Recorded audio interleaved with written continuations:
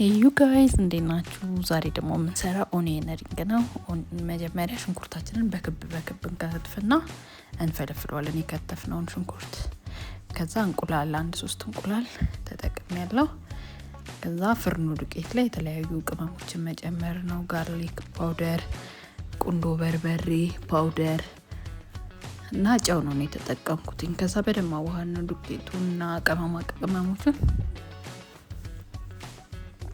በደንብ እናዋህደዋለን።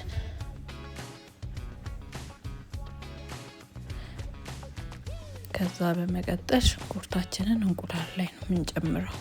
እንቁላል ላይ ጨምረንም በደንብ እናዋህደዋለን።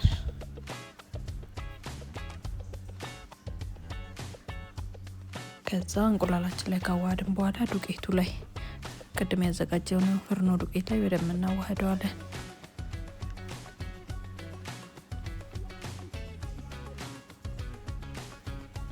ከዛ የዳቦ ዱቄታችን ላይ እንጨምራለን። እዚህ ጋር ግን የዳቦ ዱቄቱ ላይ ስላልያዘልኝ መልሼ እንቁላሉ ላይ ጨምሬው ነው የመለስኩት። እንደዛ ሲሆን ይይዝልናል።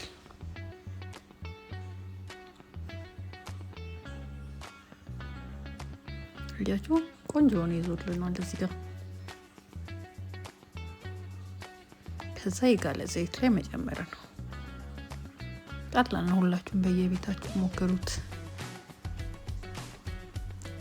ሀሳብ አስተያየትም ካላችሁ ኮሜንት ሴክሽን ላይ አስቀምጡልኝ። ከዛ ብራውን እስኪሆን እንዲያገለባበጥም መጥበስ ነው።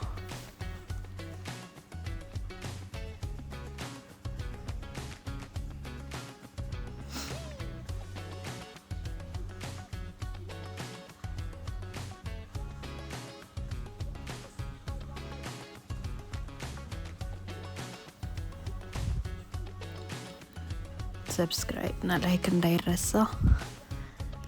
ከዛ ብራውን ሲሆንልን እናወጣዋለን ማለት ነው። ዘይቱን መጠጥ እንዲያደርግልን ከስር ሶፍት አድርገን ሳህኑ ላይ በአማረ ሁኔታ ደርሶልናል ማለት ነው። ቴንክ ዩ